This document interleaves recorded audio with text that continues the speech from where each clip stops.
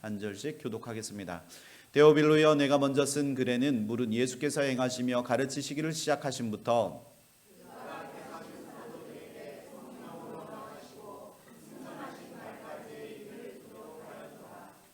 그가 고난받으신 후에 또한 그들에게 확실한 많은 증거로 친히 살아계심을 나타내사 40일 동안 그들에게 보이시며 하나님 나라의 일을 말씀하시니라.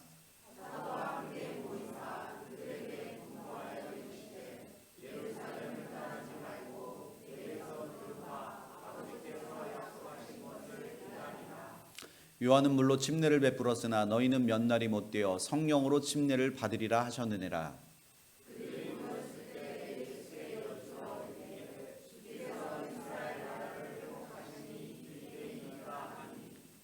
이르시되 때와 시기는 아버지께서 자기의 권한에 두셨으니 너희가 알 바 아니요 오직 성령이 너희에게 임하시면 너희가 권능을 받고 예루살렘과 온 유대와 사마리아와 땅끝까지 이르러 내 증인이 되리라 하시니라. 아멘. 네, 자리에 앉으시기 바랍니다.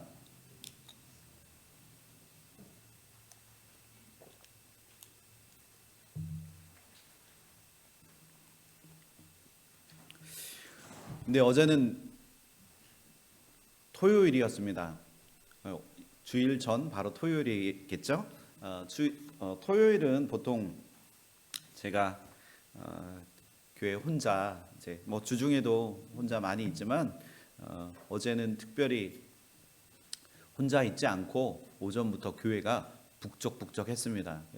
제가 이렇게 주일 빼고는 그 주차장에 세워진 차를 본 적이 별로 없었는데 어제 그래도 외부에서 손님들이 좀 많이 오셔서 주차장이 꽉 찬 것을 보고 하나님의 교회는 이렇게 사용되어지면 너무 좋구나, 이걸 굉장히 많이 느꼈습니다.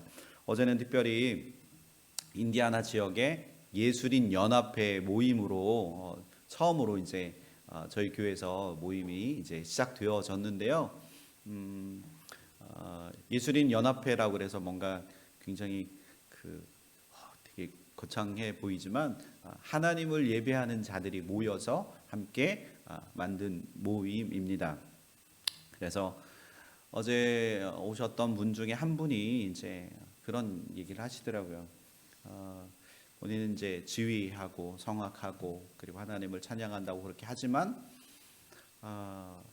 굉장히 조심스러운 것들이, 그러니까 앞에 나가서 찬양을 할 때 그리고 지휘를 하고 보여지는 일들이기 때문에 하나님 앞에 집중하고 하나님 앞에 찬양하는 것에 최우선을 두기보다는 때로는 생각해 보면 사람을 먼저 생각하고 청중들을 먼저 생각하는 자신을 보면서 이거는 아니라는 생각이 들었다는 이야기를 어제 하더라고요.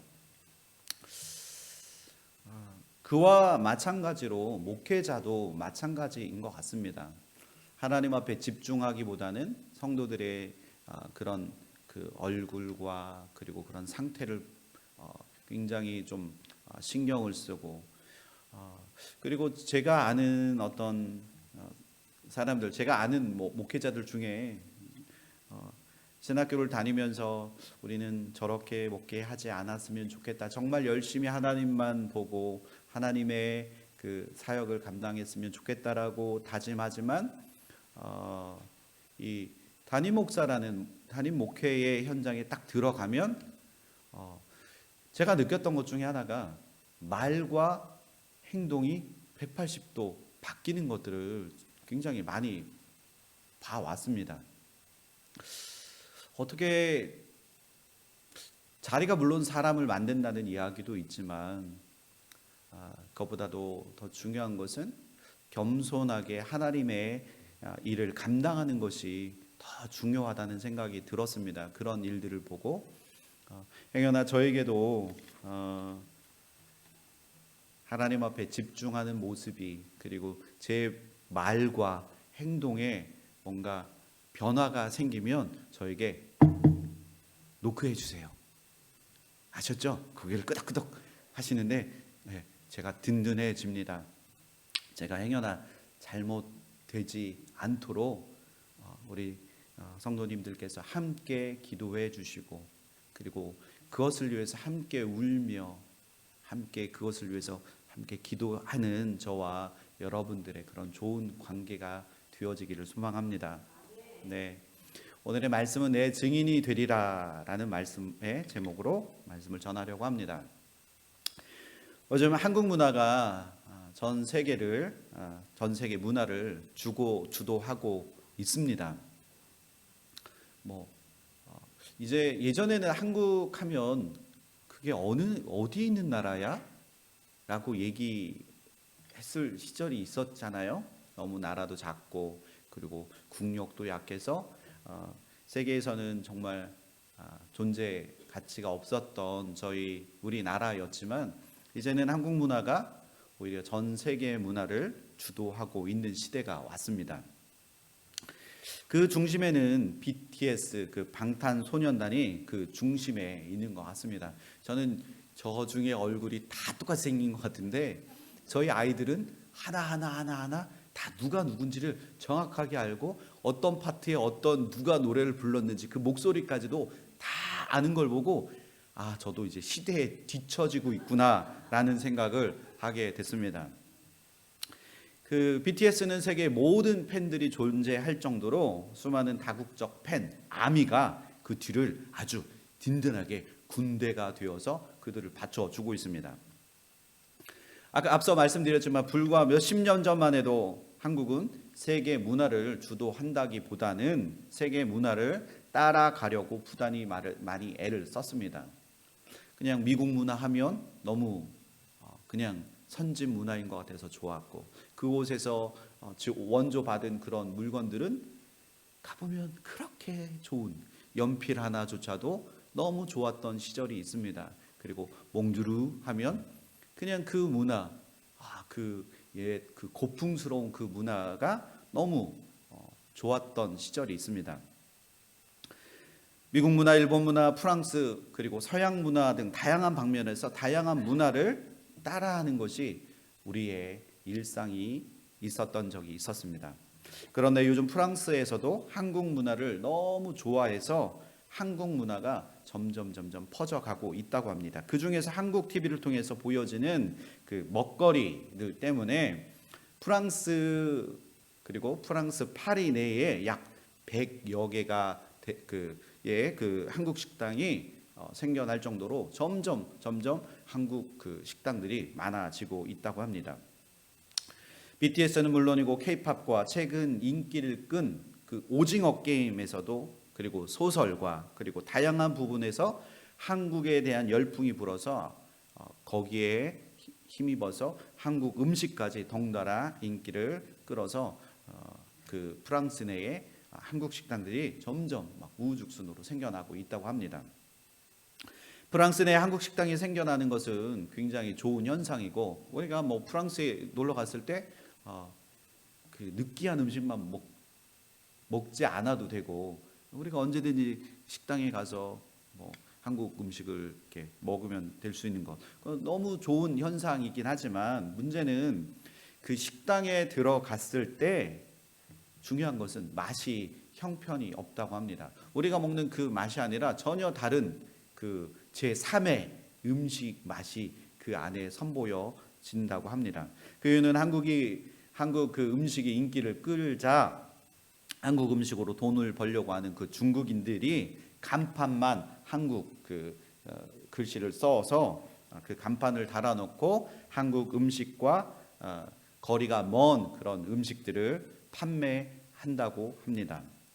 그 사람들은 한국 음식을 제대로 이해하지 못한 채 그들이 그냥 돈을 수익을 내기 위한 목적으로 한국 간판을 달고 장사하고 있는 것입니다. 요즘 프랑스 사람들이 자국 내에서 그 한국 열풍으로 이제 이렇게 한국 식당이 생기니까 너도 나도 이제 한국 그 프랑스 사람들이 이제 한국 식당에 가서 이제 그 음식을 먹으러 막 이제 찾아갑니다. 그런데 맛이 형편이 없으니까 한국 음식을 맛없는 음식으로 평가하고 오해해서 이것이 오히려 문제가 됩니다. 그러나 우리는 알잖아요.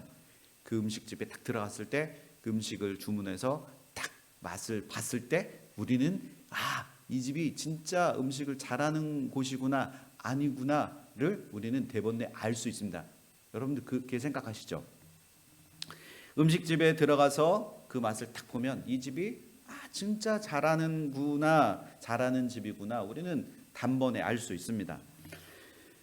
제가 미국에 사는 그 중국집에 가서 이제 짜장면하고 이제 짬뽕이 이제 그리워서 중국집에 딱 찾아가고 짜장면, 저희 아내는 짬뽕, 저는 짜장면을 시켜서 딱 먹으면 딱 저 숟갈을 뜨고, 지금 배고프시죠? 딱 떠서 한 입을 딱 물었을 때 그 느낌이 한국에서 먹었던 그 맛이 쫙 느껴지면 좋은데, 뭔가 이제 우리 입맛대로 설탕도 집어넣어야 되고 식초도 넣어야 되고 뭐 또 고춧가루도 넣어야 되고, 그래서 그러니까 중국집에, 미국에 있는 중국집에 가서 우리 한국스러운 그 맛을 느끼는 것, 본연의 맛을 내는 그런 곳을 찾아가는 것이 쉽지가 않다는 겁니다. 한국에서 종종 맛집이라 하는 곳에 이제 찾아가서 식사를 해보면 진짜 잘하는 집은 일단 맛이 다릅니다. 그리고 조미료를 최대한 사용하지 않아서 자연의 맛을 내려고 굉장히 많이 노력을 합니다. 그래서 조미료를 많이 넣었을 때와 많이 넣지 않았을 때의 맛의 차이는 한 번 먹고 그때는 맛있는 것 같은데 그 뒷맛이 뭔가 이렇게 좀 그 찝찝하고 뭔가 입이 텁텁하고 목이 마르고, 우리 주미자 권사님 잘 아실 것 같습니다. 예전에 그런 경험이 있으시니까. 그래서 근데 이게 조미료를 많이 추가하지 않으면 그 맛이 있어서 다음번에 또 그곳으로 이제 또 찾아가려고 하는 그런 단골 문화가 한국에 있습니다. 그런데 종종 유명한 맛집을 이제 그 흉내낸 집들이 있습니다. 그러니까 굉장히 맛있는 그 맛집을 겨냥해서 우리도 저 맛있는 맛집처럼 우리도 이제 한번 장사를 해보자. 그래서 그 사람들이 이제 그 가게를 열면 일단은 인테리어를 그 전 장사가 잘 되는 집보다 뭔가 더 화려하게 막 만들려고 합니다. 그래서 겉모양을 아주 화려하게 합니다. 그런데 정작 중요하게 신경을 써야 할 맛에는 그 레시피를 정확하게 알지 못하니까 그래서 이제 추가하는 것이 이제 조미료를 이제 써서 이제 음식을 만듭니다. 그런 음식을 먹고 나면 어떻게 됩니까?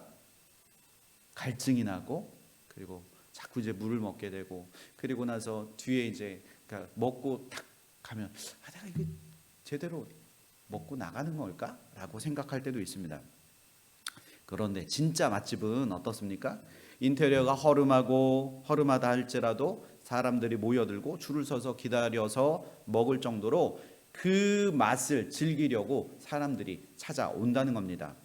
아무리 줄이 길어도 그 맛을 알기 때문에 기다리고 또 기다려서 결국 그 맛을 봐야지, 그래 이 맛이야 라고 우리는 생각합니다. 그래서 겉이 화려한 인테리어보다 속이 깊은 그 맛이 깊은 그 맛이 우리들에게는 더 중요하다는 겁니다. 그렇다면 우리가 생각하는 신앙은 여러분들 무엇이겠습니까? 신앙도 마찬가지입니다. 건강한 신앙은 좋은 맛과 향이 납니다. 그래서 부활하신 예수님을 만난 사람들은 그 맛에, 그리고 그 향 때문에 그리스도를 떠날 수 없게 되는 것입니다. 믿으십니까? 부활의 증인으로서의 삶을 살아가게 됩니다. 저도 부활의 주님을 경험하고 난 후에 주님이 나의 구원자가 된 순간, 그것을 알게 된 순간, 저는 그 어느 곳보다도 하나님이 거하시는 교회가 너무나 좋았습니다. 그냥 교회 오는 것 자체가 좋았고, 교회 안에 함께하는 믿음의 동역자들과 함께하는 것이 세상 그 어느 것보다도 저는 기쁘고 행복한 일이었습니다. 그런데 믿지 않는 사람들은 이렇게 이야기합니다. 아니 술도 안 먹고 담배도 안 피고, 아니 어떻게 맨정신으로 그 긴 시간을 지내고 이야기를 나눌 수 있냐, 이렇게 이야기합니다. 그래서 저는 그들에게 대답합니다. 한번 저랑 한번 오늘 하루 한번 놀아 보시겠습니까? 근데 제가 뭐 술을 먹고 담배를 피고 막 이런 게 아니라 정말 그들과 예수 그리스도의 그 사랑으로 함께 삶을 나누고 은혜를 나눌 때 정말 우리는 하나님이라는 그 소스 하나만 가지고 우리는 몇 날 며칠이건 시간을 보내고, 시간이 아까워서 떠나는 것이 너무 아쉬운 우리 크리스찬들의 삶이 아니겠습니까? 여러분들도 그렇게 생각하시죠? 만나면 좋고, 만나면 어딘가 모르는 전혀 또 다른 이야기가 또 나오는 것, 정말 마르지 않는 샘물처럼 하나님의 은혜는 차고 또 차고 또 차는 것이 우리 하나님의 은혜인 줄 믿습니다. 그러나 우리가 생각해 보아야 할 것은 신앙생활을 하면서 교회 다니는 것으로 만족해서는 안 된다는 겁니다. 분명한 것은 이 자리에 앉아 계신 여러분들 모두는 부활하신 예수 그리스도를 만나야 할 줄 믿습니다. 교회 다닌다고 해서 믿음이 절로 생겨나는 것이 아니라는 겁니다. 그래서 우리는 믿음이 성숙해지기 위해서 우리가 어떠한 삶을 살아가야 합니까? 부활하신 예수님을 만나지 못했을 때, 제자들은 예수님처럼 십자가의 죽음을 당할까 봐 두려워서 그냥 주랭랑을 쳤습니다. 도망쳤습니다. 거기에 베드로는 예수님을 끝까지 따르겠다고 그렇게 호언장담했지만 예수님 앞에 그렇게 당당했던 그 모습은 어디론가 다 사라져버리고 그는 어떻게 했습니까? 한 번도 아니고 무려 3번이나 예수님을 모른다고 부인하였습니다. 우리도 부활하신 주님을 만나지 못하고 교회만 다니게 된다면 결정적인 순간에 우리조차도 예수님을 부인했던 베드로처럼 그렇게 나도 예수님을 부인하고 떠날 수 있는 우리들이라는 겁니다. 왜? 우리는 너무나 연약한 존재이기 때문에. 어려운 순간이 오면 교회에 오는 발걸음을 즐겨하지도 않게 될 수도 있다는 겁니다. 그러므로 누구든지 부활하신 예수님을 만나야 합니다. 믿으십니까? 그때 나의 신앙이 성장할 수 있고 그리고 성숙한 그리스도인이 될 수 있다는 겁니다. 부활하신 주님, 믿음의 주요 온전케 하시는 예수만 바라보고 부활하신 주님이 내 삶 안에 들어가서 내 삶을 주관하시고 역사하시면 나도 모르는 사이에 내 삶이 변화되어지게 된다는 겁니다. 내가 생각하는 것이 아니라 하나님이 나의 생각을 주관하시고 인도하시도록 하나님이 나의 삶을 끌고 가신다는 겁니다. 내가 나의 삶을 끌고 갈 때는 어딘가 모르게 어려움이 있고 좌절도 있고 낙심도 있고 염려와 근심이 있지만 주님이 인도하시는 그 길로 갈 때는 내가 끌고 갔던 나의 삶보다 더 큰 하나님의 평화가 내 안에 임하게 됩니다. 사랑하는 성도 여러분, 이 땅에 교회가 존재하는 목적이 무엇입니까? 다윗은 성전에 대한 열망이 가득한 자였습니다. 그 이유는 그곳에서 하나님을 예배하기 위함이었습니다.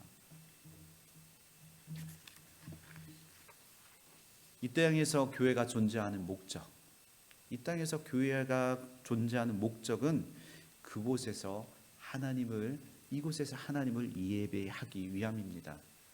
그래서 세상에 복음을 전파하여 잃어버린 그 영혼들을 구원해야 할 줄 믿습니다. 우리는 지난 40일 동안 사순절과 그리고 부활절, 지난주에 부활절을 보내면서 다시 한번 교회의 본질 그리고 사역의 본질이 무엇인지 우리가 한번 깊이 생각해 보아야 할 줄 믿습니다. 우리는 맛을 흉내만 내는 그런 음식집이 되지 않기를 소원합니다. 예수 그리스도가 전한 그런 진정한 사랑의 의미 속에서 부활의 주님을 증거하고 나타내어서 정말 예수 그리스도의 부활을 증거하는 믿음의 교회와 믿음의 성도들이 되어지시기를 예수 그리스도의 이름으로 축원합니다. 오늘 말씀의 본문은 누가를 통해서 예수님의 그 승천을 전후로 해서 기록되어진 하나님의 말씀입니다. 우리는 지난 몇 개월 동안에 걸쳐서 생명의 삶을 통해서 누가복음을 살펴보았습니다. 여러분들 누가복음을 통해서 참 많은 은혜 받으셨죠? 네. 누가복음은 예수님의 그 구속의 복음이 참 진리임을 이제 우리가 공부했던 누가복음을 통해서 그렇게 알았다면, 이제 오늘 말씀 본문의 이 사도행전의 말씀은 복음이 인간의 역사 속에서 성령의 사역을 통해서 그리고 교회를 중심으로 확정되어 가는 그런 이 과정들을 이제 설명해 주고 있는 것입니다. 그래서 우리는 누구이며, 그리고 하나님은 우리를 통해서 어떤 일을 하시기를 원하실까? 우리 한번 말씀을 통해서 한번 보겠습니다. 사도행전 1장 1절 우리 한번 한 목소리로 읽어보겠습니다. 시작.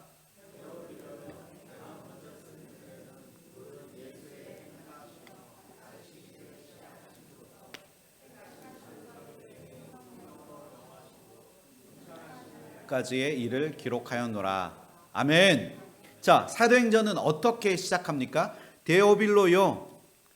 사도행전의 그 수신인은 누가복음의 수신인과 같이 동일한 인물 데오빌로라고 그렇게 적고 있습니다. 데오빌로가 실제 인물인지 그리고 상징적인 인물인지 성경에 정확하게 기록되어 있지 않아서 우리는 정확하게 그 인물이 어떤 인물인지는 잘 알 수 없습니다. 그러나 그 이름의 의미가 Love of God, 즉 하나님의 사랑하시는 자이기 때문에 예수 그리스도를 믿는 누구에게나 주시는 하나님의 말씀이라고 할 수 있습니다. 자, 먼저 쓴 글, 이것은 누가복음을 가리키고 있습니다.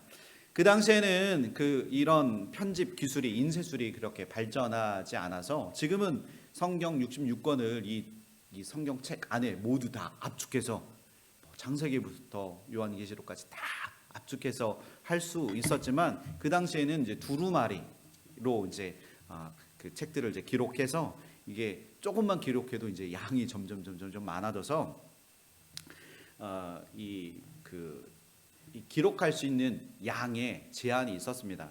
그래서 누가는 첫 번째 그 두루마리에는 이제 누가복음을 이제 기록했고, 그리고 두 번째 두루마리에는 그 사도행전을 기록하였습니다. 비록 두루마리는 이제 둘로 나누어져 있긴 하지만 이제 누가가 쓴 두 책의 초점은 똑같이 예수 그리스도입니다. 전편에는 공생의 사역을 시작하시는 예수님을 이제 기록하였다면, 후편에는 앞으로 이제 하나님의 나라에 거하는 그런 믿음의 성도들의 삶을 통해서 성령이 역사하심, 그리고 성령이 활발히 역사하시는 하나님의 능력, 예수 그리스도가 그 안에 그려지고 있습니다.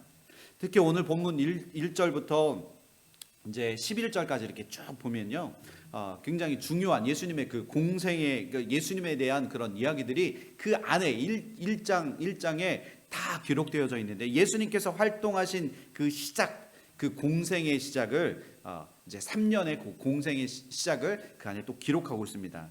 또 3절에 보면 고난을 받으신 일들을 또 그리고 이제 기록하고 있습니다. 그리고 십자가의 사건을 기록하고 있습니다. 또 친히 자기가 살아 계심을 거기에 이제 또 누가가 기록하고 있는데, 그것은 예수님께서 십자가에 달려 죽으시고 다시 부활하셨던 그 사건을 그 안에 또 기록하고 있습니다. 그리고 예수께서 올라가실 때 어디로요? 하나님의 나라로 보좌 우편으로 올라가시는 그 승천의 일들을 그 안에 기록하고 있습니다. 그리고 그 안에 또 마지막에 다시 오실 것이다. 11절에 그렇게 말씀하고 있는데, 예수님의 재림을 그 안에서 기록하고 있습니다. 우리 사도행전 1장 11절 제가 읽어드리겠습니다. 이르되 갈릴리 사람들아 어찌하여 서서 하늘을 쳐다보느냐? 너희 가운데서 하늘로 올려지신 이 예수는 하늘로 가심을 본 그대로 오시리라. 믿으십니까? 우리가 예수 그리스도를 믿는 이유가 바로 이것입니다. 그냥 떠나시고 그것으로 끝난 것이 아니라 예수 그리스도가 다시 우리 가운데 오실 것이라고 분명히 우리에게 약속하셨다는 겁니다. 예수님께서 부활 승천하신 후에 다시 오실 것에 대해서 말씀하고 있습니다. 그러므로 예수님의 사역은 계속되고 있음을 누가는 전하고 있습니다. 그것으로 끝난 것이 아닙니다. 누가복음은 예수님이 행하시고 가르치기 시작한 것을 기록하였고, 사도행전은 예수님이 승천하신 후에 사도들을 통해서 성령으로 계속적으로 성령의 일하심을 그리고 그 안에 기록하고 있고, 그리고 그것을 그 성령의 능력에 그 많은 사람들에게 하나님의 말씀을 그 안에 가르치고 있는 것들을 기록하고 있습니다. 즉 누가는 예수님의 사역의 그 계속성, 여기서 끝난 것이 아니라 예수님의 죽으심 그리고 승천하신 것, 그것으로 끝난 것이 아니라 다시 이 땅에 오실 예수 그리스도의 그 연속성을, 그리고 지금도 일하고 계심을 이 사도행전을 통해서 말씀하고 계시다는 겁니다. 먼저 이 땅에서의 사역을 시작하신 예수님이 하늘에 오르신 후에도 그 사역이 중단된 것이 아닙니다. 예수님이 택하신 사도들을 중심으로 성령의 역사가 지금도 이루어지고 있다는 겁니다. 예수님은 유대 지도자들에게 체포를 당하신 후에 신문을 당하시고 십자가에 달려 죽으시기까지 수많은 고통을 겪으셨습니다. 누가는 예수님이 그들에 의해 십자가에 달려 죽으신 후에 다시 살아나셔서 자신을 따르는 무리들에게 나타나셨다는 것. 우리들도 그 부활하신 주님을 우리가 마음으로, 영으로, 우리의 전심으로 부활하신 주님을 믿음으로 바라봐야 할 줄 믿습니다. 예수님은 유대와 그리고 갈릴리에서 자신을 나타내셔서 부활하셨음을 증거하셨습니다. 그냥 그곳에 있는 그 몇몇 사람들에게만 나타나신 것이 아니라 오늘 성경에 보면 막달라 마리아에게 나타나시고, 그리고 예수님의 제자들에게 여러 번 나타나시고, 그리고 500여 믿음의 형제들에게 나타나셔서 자신이 부활하신 그 사실을 정말 많은 사람들에게 부활의 증거로 그들에게 나타내 보이셨다는 겁니다. 또한 동생인 야고보에게도 주님은 나타내 보이셨습니다. 이렇게 누가가 믿는 자들의 이름을 열거하는 그 이유가 무엇이겠습니까? 바로 예수님의 죽음을 아쉬워하는 그 몇몇 사람들에 의해서 그냥 단순히 예수님의 그 이야기를 그냥 허구로 지어낸 소설 같은 그 이야기가 아니라, 이것은 많은 사람들이 직접 눈으로 목도하고 바라보았던 그것을 기록한 이유는 바로 이것은 분명한 역사적인 사실이라는 겁니다. 누가가 증인이 되어 이를 증명하고 있는 것입니다. 사도행전 1장 3절 말씀에 그가 고난받으신 후에 또한 그들에게 확실한 많은 증거도 친히 살아나심을 나타내사 40일 동안 그들에게 보이시며 하나님 나라의 일을 말씀하시니라. 아멘. 예수님 자신의 그 부활을 많은 사람들에게 나타나셔서 과연 그렇다면 무엇을 하셨습니까? 예수님은 하나님의 나라의 일을 선포하시고 그들에게 전하셨습니다.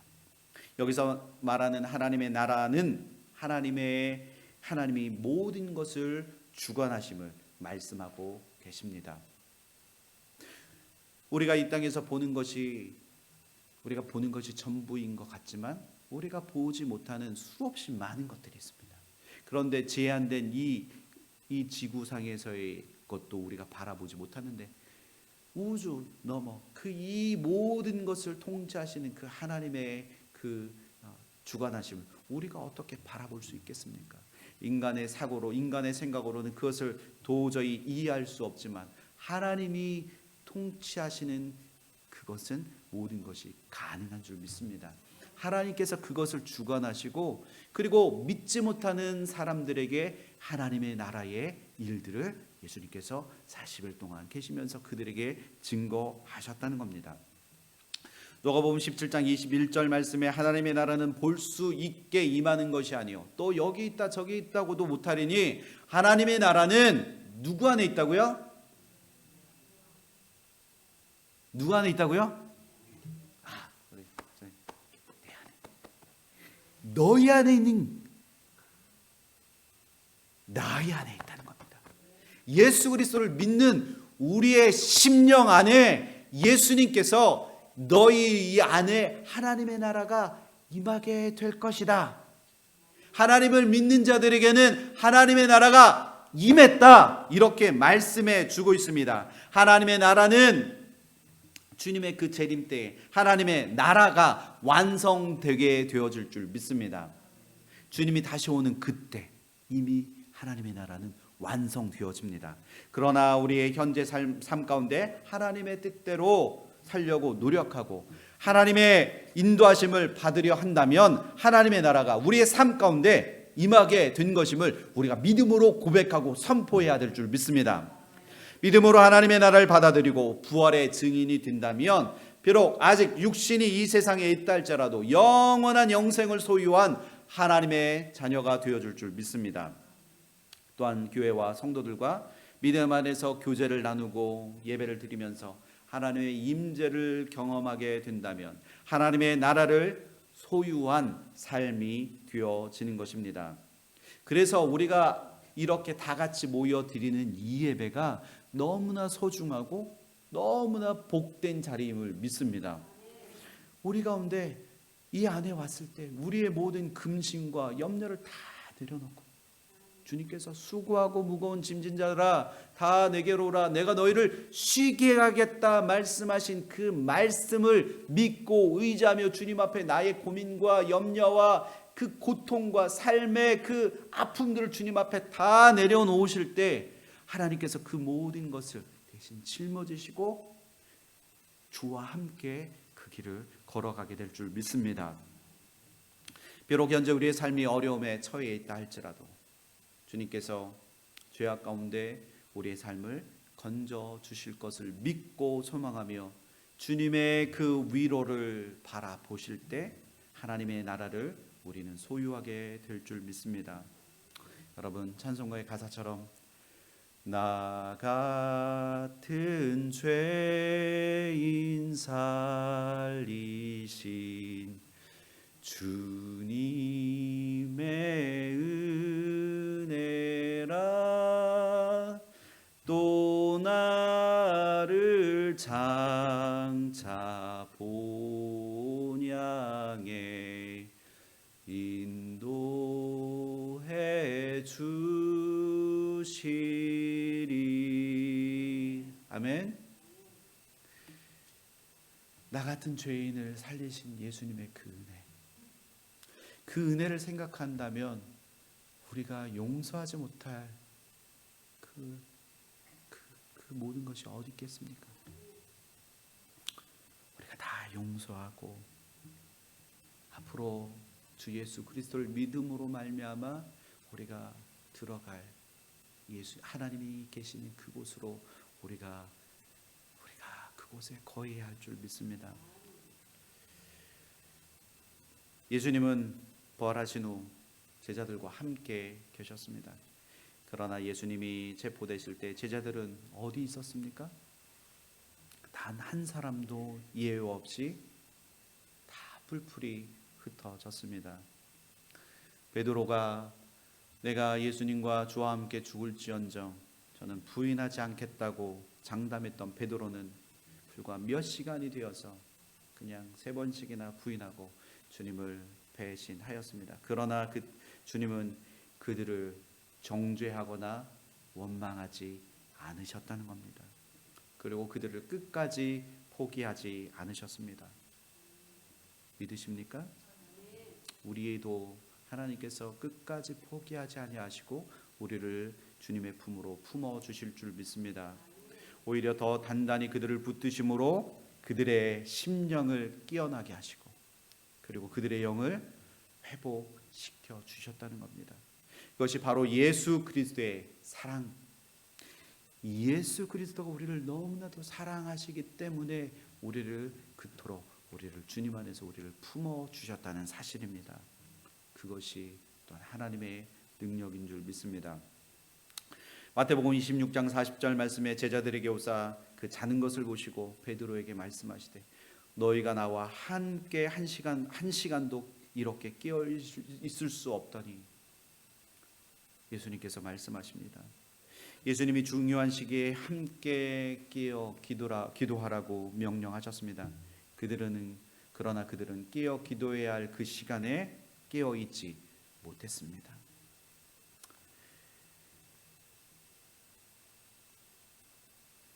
그러나 주님을 모른다고 부인하는 일이 그들에게 있었을 때 그들에게 어떤 일이 있었습니까? 예수님의 십자가의 죽으심으로 그들은 예수님이 죽으심 그것 자체만으로 그들은 절망했다는 겁니다.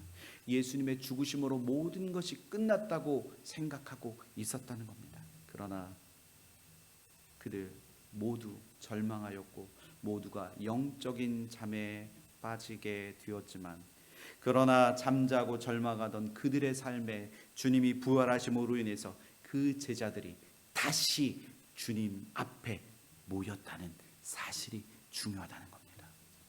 우리의 절망, 우리의 낙심, 우리가 주님이 죽으신 그 사건의 그것으로 거기에서 끝났다고만 하면 우리의 마음 안에는 우리의 생각 안에는 그냥 그것이 절망으로 느껴질 수 있지만 그러나 주님이 부활하심으로 인해서 그들이 주님 앞에 다시 모여 있다는 것, 그것이 정말 너무나도 중요한 사실이라는 겁니다.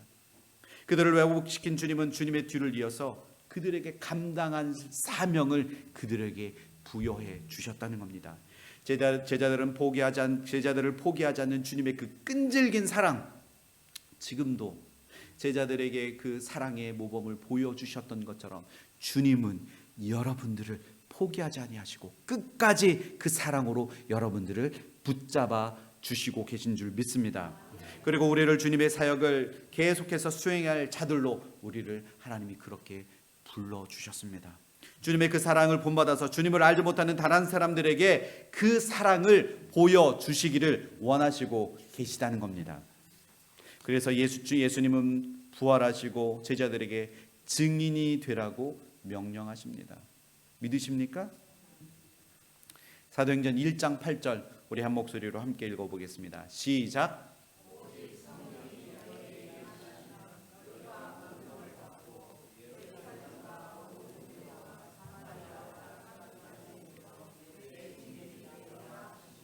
아멘.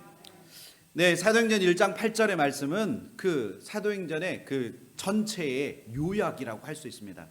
예수님께서 승천하시면서 제자들에게 마지막으로 부탁하신 말씀이 부활의 주님을 증거하는 뭐가 되라고요? 증인이 되라고 그렇게 말씀하셨습니다. 오직 성령이 임하실 때, 우리는 권능을 받게 될 줄 믿습니다. 그래서 하나님의 하늘의 능력을 우리는 받아 누리게 될 줄 믿습니다. 그로 말미암아 아직도 주를 알지 못하는 자들에게 찾아가서 증인의 삶을 우리는 살아야 할 줄 믿습니다. 아멘. 그냥 누군가를 만났을 때 예수 그리스도의 복음을 증거하는 것, 그것이 그리스도의 증인된 삶이 될 줄 믿습니다. 저도 우리 집사님들과 우리 성도님들과 함께 어디 갔을 때 보면 그냥 입에서 계속 그냥 교회 다니시냐고 물어보는 그런 사람들을 봤을 때 제가 그렇게 좋은데 우리 하나님께서 얼마나 기뻐하실지 상상이 가지 않습니다. 자, 여기서 증인의 삶을 살아가게 된다고 말씀하고 있는데 여기서 증인을 한 무엇입니까? 자기가 보거나 듣거나 아는 바를 그대로 전하는 사람을 말합니다. 헬라어 원어의 뜻을 보면 이 뜻 증인이라는 뜻 안에는 순교자, 다시 말해서 복음을 증거하다가 죽은 사람을 뜻합니다. 구약에서 에레미야가 선지자로 부름을 받았을 때 한번 그 일을 한번 생각해 보십시오. 분명한 것은 하나님이 하신 말씀은 그 에레미야에게 하신 말씀처럼 이 신약 시대에도 그리고 오늘날 지금에도 그 말씀이 이루어지고 있다는 겁니다. 에레미야 1장 7절에서 8절 우리 한 목소리로 함께 읽어보겠습니다. 시작. 너는 가며 내가 내게 무엇을 명하든지 너는 말할지어다. 너는 그들을 인하여 두려워 말라. 내가 너와 함께 너를 구원하리라. 아멘. 믿으십니까? 이 에레미야에게 하나님께서 말씀하신 그 말씀을 여러분들이 믿음으로 부여잡고 그렇게 살아가신다면 하나님의 말씀이 여러분들의 말씀이 되어줄 줄 믿습니다. 하나님의 은혜가 여러분들 삶 가운데 분명하게 임하게 될 줄 믿습니다. 우리에게 맡겨진 수많은 영혼들이 있습니다. 우리는 주님 주신 그 은혜로 구원을 얻은 자들입니다. 이것을 나만 가지고 누리는 자들이 되어지는 것이 아니라 아직도 주를 알지 못하는 자들에게 찾아가서 구원의 복된 소식을 증거해야 할 줄 믿습니다. 이것은 바로 주님의 명령인 것입니다. 믿으십니까? 증인의 삶을 살아가도록 하나님이 우리를 부르셨습니다. 그냥 우리만 부른 것이 아니라 더 많은 자들이 주님 안에서 구원받도록, 주님 안에서 하나님의 자녀가 되어지는 놀라운 은혜를 받아 누리도록 그들에게 찾아가서 주님의 증인이 되라고 말씀하고 계십니다.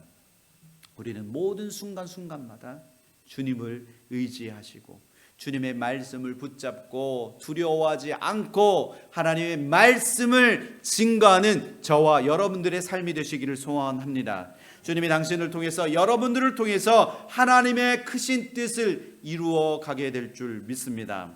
이를 위해서 우리는 더 부활하신 주님을 통해서 성령의 능력을 받아야 할 줄 믿습니다. 내가 하나님 어떻게 하겠어요? 저 누군가한테 말도 잘 못하고 그리고 그 사람 앞에 가면 쑥스러워서 아무것도 이야기할 수 없는 저인데 제가 그것을 어떻게 감당할 수 있겠어요? 그때 우리가 기도해야 합니다. 하나님의 능력, 성령의 능력을 하나님 나에게 부어 주옵소서. 성령의 능력으로 하나님 담대히 나아가서 구원의 복된 소식을 저들에게 증거할 수 있는 하나님 제가 되게 달라고 그렇게 간절히 기도해야 할 줄 믿습니다. 때를 얻든지 못 얻든지 오직 주의 말씀을 통해서 복음을 증거하는 삶을 살아가시기를 소망합니다. 그래서 증인으로서의 삶을 살아감으로 인해서 이 땅에 오직 통치자이시며 구원자 되신 예수 그리스도를 믿음으로 말미암아 믿음으로 주는 그리스도시요 살아계신 하나님의 아들이십니다. 이것을 날마다 믿음으로 고백하시는 저와 여러분들 되시기를 예수 그리스도의 이름으로 소망합니다.